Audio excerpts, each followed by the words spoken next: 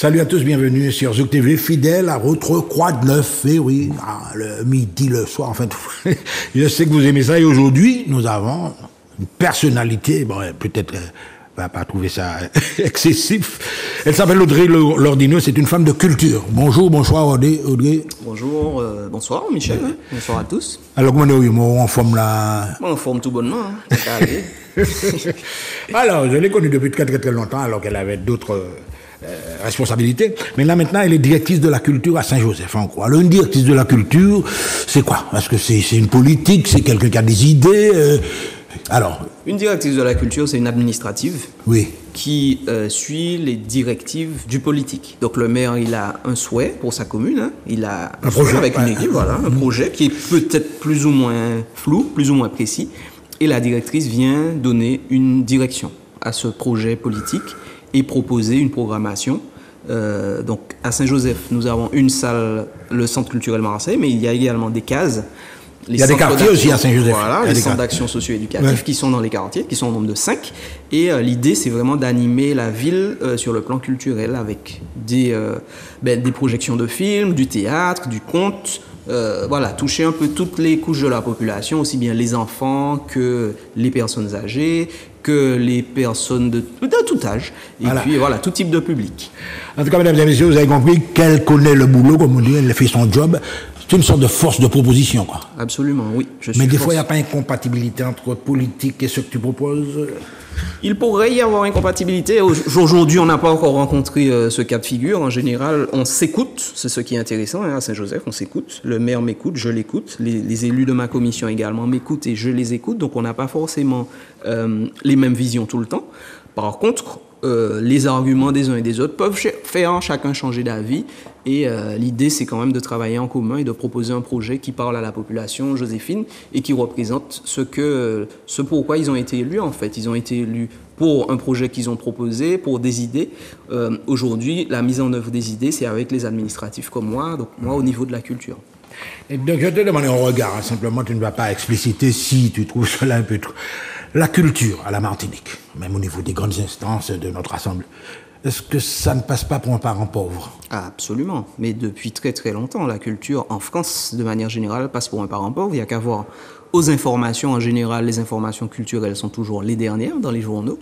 Dans les budgets, les budgets culturels et sportifs sont toujours les derniers et ceux qu'on va sacrifier quand les temps sont durs, hein, c'est le cas en ce moment. En ce moment, les artistes sont en train de se mobiliser, de faire circuler un manifeste où ils revendiquent une prise en compte de leur situation. Ils sont en train de mourir parce que la collectivité territoriale, on connaît sa situation financière qui est compliquée et elle ne peut plus soutenir la culture. Donc aujourd'hui en Martinique, on est les artistes sont en grande détresse et la culture, mais on le voit, hein, pour répondre à ta question, c'est le parent pauvre et c'est le premier secteur qui souffre des difficultés économiques du pays. Alors là, le constat est fait, mesdames et messieurs. C'est une observation. Simplement, on est là pour dire les choses telles qu'elles sont. Alors, il y a les moyens qui vont être réduits, bien évidemment. Mais est-ce que tu as des espaces où, justement, dans le domaine artistique, on peut s'exprimer facilement au bourg, parce que Saint-Joseph, c'est une commune où il y a de beaux quartiers, et dans les quartiers, est-ce que tu as quand même des espaces où on peut réaliser des choses? On a des espaces où on peut réaliser des choses. J'ai parlé des lieux qui existent déjà à Saint-Joseph. Je n'ai pas encore parlé du fait qu'au centre culturel, comme dans les cases, on a un nombre important d'associations qui proposent des activités. Je ne sais pas si je réponds à ta question, hein, à tarif intéressant pour toute la population. Hein, on peut apprendre à danser le belé, danser la salsa, danser la kizomba, jouer de la guitare, du piano, faire de la danse classique, faire de la couture. Enfin, vraiment, il y a une pléiade d'activités. Et le centre culturel, parce que la ville a une vraie volonté de déployer, hein, la culture qui est un vecteur de communication, un vecteur de cohésion sociale. La culture à Saint-Joseph, c'est important. Donc la ville met les moyens, de même que notre partenaire, la DAC, qui soutient les actions culturelles de la ville. Encore deux mots sur ces initiatives qui sont prises par la ville de Saint-Joseph. Je me souviens que souvent, ils faisaient une grande journée des associations. Ça se passait sur le stade. Toutes les associations avaient leur stand. C'est là qu'on faisait les inscriptions, d'ailleurs. Voilà. Et que ça a bien fonctionné déjà pour l'ouverture. Ah oui. Elle a eu lieu. Donc, c'était le Forum des associations qui a eu lieu en septembre, qui a rassemblé beaucoup d'associations, qui a rassemblé aussi beaucoup de public. On voit bien que Saint-Joseph, c'est une ville très dynamique qui, sans son tissu associatif, ne fonctionnerait pas, en fait, ne serait pas aussi dynamique. Je pense qu'on entend pas mal parler de Saint-Joseph parce que nos associations ont envie... il y a le football aussi, il y a le sport aussi, évidemment. Oui, bien sûr. Je parle des associations en général. Hein. Le Forum des associations, c'était aussi bien sportif, culturel, social, environnement, tout ça. Donc, on a un beau tissu associatif à Saint-Joseph et on a des champions de football, on a des champions de basket. Sandrine Gouda, par exemple, elle est là, voilà. Elle vient de vous voir de temps en temps. Elle est là de temps en temps, oui. Elle était des enfants de la commune, quoi. Ouais. Voilà, ce sont des enfants de la commune. Et oui, c'est important pour nous, justement, de mettre en valeur ces enfants de la commune. Par exemple, j'ai constaté également, alors là, peut-être que ce sera un petit bémol, parce que en temps de Noël, quand Songe Saint-Joseph, c'était la ronde des cantiques, des déplacements sur le... Je me rappelle des trucs... On dit que vous avez baissé le pain un petit peu. C'est dû à quoi? Alors, est-ce que ça a baissé? Peut-être. En tout cas, moi, je suis là depuis un peu moins d'un an. Et j'ai vécu donc Noël cette année. On avait quand même Noël dans 4 quartiers avec encore des associations qu'on remet ainsi parce qu'elles sont... l'appui. Ça existe toujours? Hein? Non, Mazincoin, enfin, je dis ouais. Mazincoin existe, mais Mazincoin n'a pas fait Noël cette année. On a invité des groupes extérieurs pour fonctionner avec les associations qui ont tenu à organiser à la fois des marchés de Noël et puis des chantées de Noël dans le quartier en temps longtemps, quoi. Voilà, après ce petit flashback, vous avez constaté quand même qu'il y a des choses qui ont été faites. On va parler théâtre maintenant. Alors, théâtre, vous avez un espace un petit peu petit, à mon avis. Enfin, on va le comparer ça à l'Atrium, ça va. Mais qui est opérationnel, l'acoustique est excellente et il y a déjà quand même pas mal de pièces qui ont été jouées là. Hein. Oui, théâtre, le Centre culturel Marseille. Centre culturel Marseille, on précise. Centre culturel Marseille, petite salle, si on veut, moyenne salle, 250 places quand même. Quand même il n'y a pas beaucoup de collectivités, en fait, de communes qui peuvent parler d'une salle aussi bien équipée et aussi peut-être grande aussi. Hein. Tout est relatif, effectivement. Comparé à l'Atrium, c'est petit, mais pour une ville, c'est pas mal du tout. Et effectivement, c'est une salle qui est très demandée par les artistes, où on reçoit beaucoup d'artistes en résidence et beaucoup de spectacles. Hein. La semaine dernière, on avait Bambouman. Ce vendredi, on a du théâtre avec la compagnie Caravane. C'est une pièce qui s'appelle Aliker, sucre amer. Et ce sera sur l'histoire d'André Aliker. Alors, on a vu quand même pas mal de manifestations. Dans tout ce que je t'ai dit tout à l'heure, il y avait beaucoup de populaires. Mais est-ce que les activités proposées par le théâtre Aliker, sucre amer, par exemple, c'est destiné à un public intellectuel ou alors ça brasse tout le monde? Et surtout des jeunes, des scolaires, par exemple. Aliker, sucre amer à partir de 15 ans. Donc, on invite aussi bien les jeunes que les plus âgés à venir découvrir. C'est une tranche de l'histoire de la Martinique. André Aliker, c'est un journaliste qui a été assassiné, qui était rédacteur du journal Justice, un communiste, qui était donc un militant pour le travail du peuple, des ouvriers, et qui a été assassiné parce qu'il dévoilait la corruption et un scandale de la part d'Aubéry, un béquier de l'époque. Donc c'est vraiment une pièce... Est-ce que ça s'inscrit dans le contexte actuel? Je te vois venir là déjà. Oui. Parce qu'effectivement, c'est un problème récurrent. Oui, il me semble que c'est une pièce très, très actuelle et elle gagnerait à être vue. Donc, à ta question, est-ce que c'est pour un public intellectuel et tout ça? Justement. C'est pas une élite, quoi. C'est pas élitiste, ce truc-là, Pour moi, la culture doit justement s'ouvrir à d'autres tranches que les intellectuels. C'est pour ça que la programmation, elle est aussi bien sur des pièces que les gens ne seraient pas forcément venus voir que sur des choses. Par exemple, on a parlé de Noël, on aura le carnaval. C'est des traditions, c'est inscrit dans notre calendrier culturel, ça aussi. C'est ça. Mais la programmation répond à cet objectif de sensibiliser la population à notre histoire. On a eu aussi une projection dernièrement du documentaire de Olivier Ozzy-Lafontaine sur la banque le Crédit Martiniquais. Pareil, c'est pas intellectuel. Je veux dire, c'est vraiment l'histoire du pays qu'on essaie de distiller à travers une vision artistique. Donc là, c'est exactement ça avec le théâtre à l'Ikea. C'est une pièce qui est proposée par la compagnie Caravane, 2 comédiens sur scène seulement, alors qui vont jouer une série de personnages. En fait, l'intrigue, c'est basé sur l'histoire d'André Aliquer, l'histoire vraie, mais on assiste en fait à une répétition de pièces de théâtre avec 2 comédiens, avec un comédien et un metteur en scène qui réfléchissent à comment faire passer tel ou tel message. Ouais. Et c'est vraiment une pièce que j'ai vue et que je recommande à toutes les personnes qui sont curieuses et qui ont envie de mieux connaître l'histoire de notre pays. Alors justement, en parlant de curiosité, tu as dit d'un élément très très très important. Souvent le Martiniquais, il est là, il absorbe, il consomme, etc.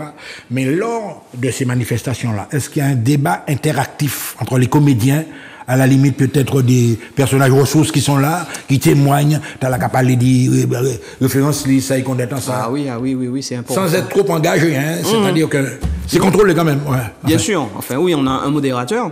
Là, en général, avec les comédiens, les musiciens, on essaie de faire un bord de scène, ce qu'on appelle bord de scène, un échange avec le public, ce qui permet à chacun de rentrer un peu au public de mieux comprendre le travail du comédien ou du musicien, et puis au comédien d'expliquer, de se rapprocher en fait du public à travers ce qu'il a produit et puis le message qu'il veut faire passer.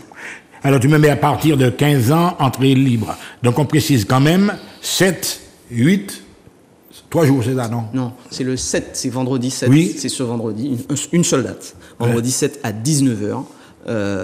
Et c'est un spectacle qui est ouvert à tous, qui est gratuit. Tous à partir de 15 ans, recommandé à partir de 15 ans, d'accord, et il est gratuit. Alors, justement... Ça se passe donc au Centre culturel Marseille, à Belle-Étoile, Saint-Joseph. Voilà. Donc, j'ai eu, par les années qui ont suivi, j'ai eu contact avec des Exilis. José Exilis. Ils avaient fait une pièce qui avait marché à Diosinbe, ou à te rappelles pas? Ah, c'est pas José Exilis, c'est... comment il s'appelle Hervé Deluge. Hervé Deluge, ouais. Hervé Deluge a créé... Ils ont fait près de 3 séances là, je crois, oui. À guichet fermé. Plus que ça, à guichet fermé d'ailleurs à Saint-Joseph, au Centre culturel Marseille. Et là, ils ont produit, ils étaient en résidence l'an dernier et ils ont créé la suite de cette pièce-là qui s'appelle Canary. La première pièce s'appelait Mounici, donc Canary, c'est la suite. Avec les mêmes comédiens. Les mêmes comédiens. Et cette suite, malheureusement, pour des raisons de santé, la pièce n'a pas pu se jouer du metteur en scène. Mais la création a été faite et on attend qu'ils reviennent en forme pour vous proposer au public cette deuxième pièce populaire et voilà, très marrante. Et justement, en tenant compte de tout ce que tu viens de me dire, des pièces qui sont proposées, un public qui réagit, etc., et toi-même, qui est quand même à l'initiative de certaines choses, tu reviens, tu fais un bilan également de toutes ces choses-là, et tu en parles, tu as des comptes à rendre à l'édilité, évidemment. Bien sûr, on a des comptes à rendre, on utilise des fonds publics, donc on a des comptes à rendre, aussi bien à l'édilité qu'à la DAC, qu'à tous les partenaires qui nous financent.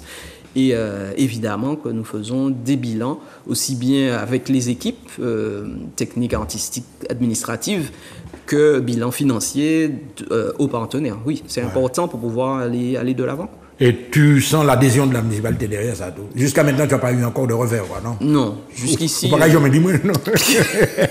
Non, jusqu'ici... Ça marche. Ça marche. Voilà. On se comprend. C'est vraiment le dialogue, la communication. C'est l'essentiel, qui fait que, voilà, si on n'est pas d'accord au départ, mais au moins on peut s'écouter. Voilà. Ça, c'est très important. Ouais. Voilà. Alors, ça, c'est le théâtre. Tu vas rappeler les dates quand même. À partir de 15 ans, entrée libre. Oui. On ne va pas dire open bar, mais c'est ouvert à tout le monde. Donc.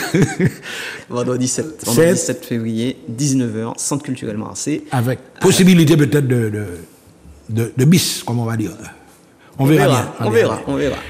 Alors, ça continue maintenant, la projection des bas, élément important également. Donc, il n'y a pas seulement du théâtre, il y a des petits concerts de musique aussi, des fois. Ah oui, la semaine dernière, Bambou Marie. Il y a la salsa, évidemment. La salsa, ça marche. Ça marche, ce sont des ateliers. Non, il y a régulièrement des choses vraiment variées. Du conte, tout ça. Vendredi 14, autrement dit, en 6 semaines après, on aura donc ce fameux documentaire, là, c'est un petit peu de cinéma, un documentaire cinématographique, Lisette Malidor, une artiste universelle. Pourquoi Lisette, d'abord?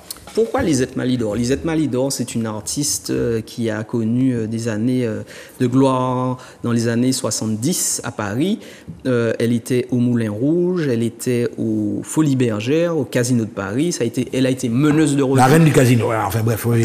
Meneuse de revue, antillaise, négoce. C'est ça. Les premières femmes de gars, ça, quoi. Grande, belle, magnifique, qui a été... en fait, Lisette Malidor, elle est Joséphine. Donc voilà, d'où ça part. Cette idée de Lisette Malidor, elle est Joséphine, née à Saint-Joseph, partie très tôt de sa ville, à 14 ans. Elle a quitté Saint-Joseph pour aller à Paris.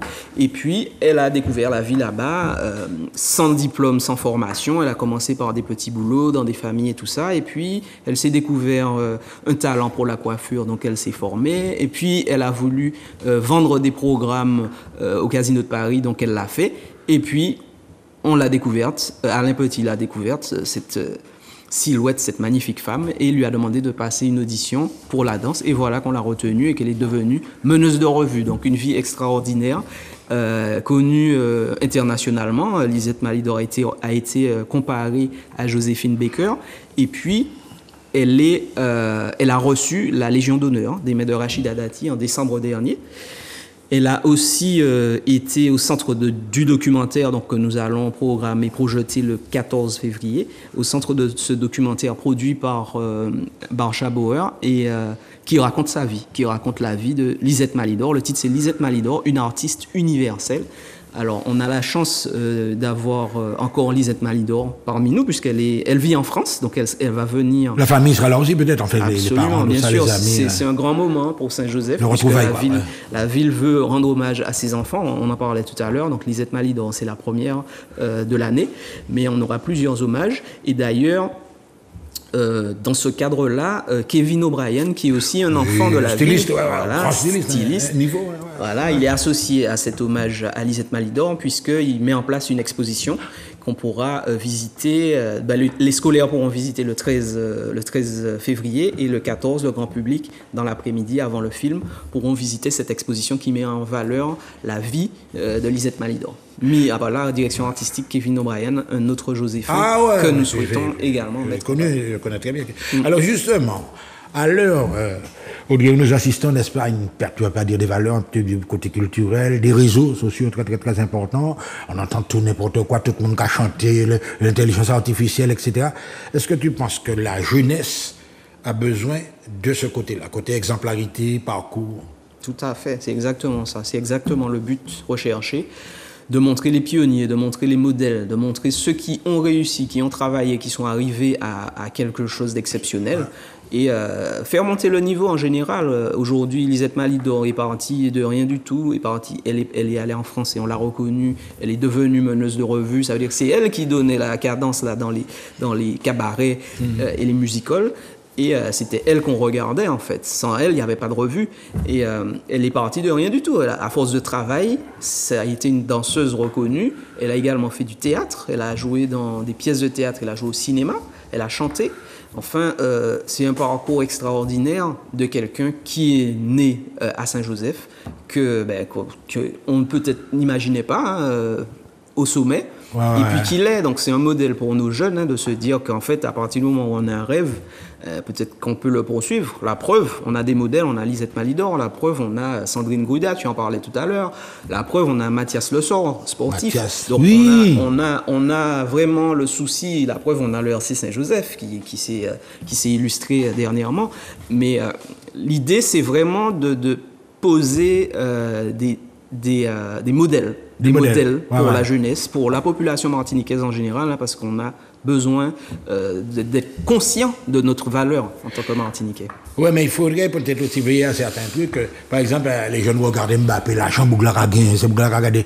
Tu vois, est-ce qu'on ne leur vend pas du rêve aussi à certains moments? Eh bien, on peut leur vendre du rêve, mais Mbappé, il ne gagne pas de l'argent en restant assis dans son fauteuil. Hein. On le voit sur les réseaux sociaux en train de s'entraîner 24 sur 24 quasiment. Hein. Maintenant, il est devenu un modèle. Il peut, une star. Il peut vendre son image. Mais avant d'en arriver là, il a travaillé. Et c'est vraiment l'idée du travail, l'idée de j'ai un rêve, mais pour le réaliser, il faut que je me donne les moyens. Voilà. Donc voilà, mettre en lumière des modèles, c'est pas vendre du rêve, selon moi. Hein. On peut voir les choses de plusieurs façons, mais... On approche de la fin de l'émission, mais j'aurais aimé avoir ta réflexion, comme je sais que tu es une observatrice également. Est-ce qu'il y a une banque d'images que tu fais après, à partir de ça, pour pouvoir restituer ça sur des écrans, voilà, pendant la fête patronale, etc., tu passes ça, pour ouvrir carrément ça au public, à la population joséphine. Oui, c'est très intéressant. Tu as des documents sur chacune de ces manifestations? Oui, on s'attelle à prendre des images de tout ce qu'on fait. C'est capté, quoi. Voilà. Et puis, la question que tu poses, elle est intéressante. Elle me permet de parler aussi d'un dispositif que Saint-Joseph est en train de mettre en place, Microfolie. Je ne sais pas si tu connais, ce sont des musées virtuels et qui nous permettent d'avoir accès à des collections de musées du monde entier. Et qui est mise en place par la Villette. Dans cette microfolie, on peut également intégrer, nous, utilisateurs, des images. Donc notre souhait, c'est d'intégrer des images de ce qui se passe à Saint-Joseph avec les artistes de Martinique ou les artistes qu'on reçoit pour montrer un peu la vie culturelle de la ville. Donc oui, bien sûr, nous prenons des images et oui, nous allons les réutiliser. Voilà, mesdames et messieurs, vous avez compris que vous avez affaire à quelqu'un qui a un souci d'excellence, on ne va pas dire de c'est présomptueux un petit peu, mais d'amélioration, n'est-ce pas, de l'image culturelle de notre pays. Voilà. Alors là, on va revenir sur le rendez-vous imminent. Donc, rendez-vous imminent, le 8.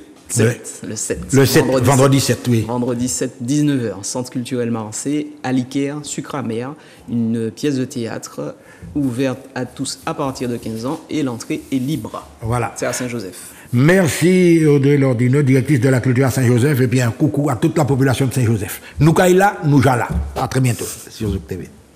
Merci. Hop.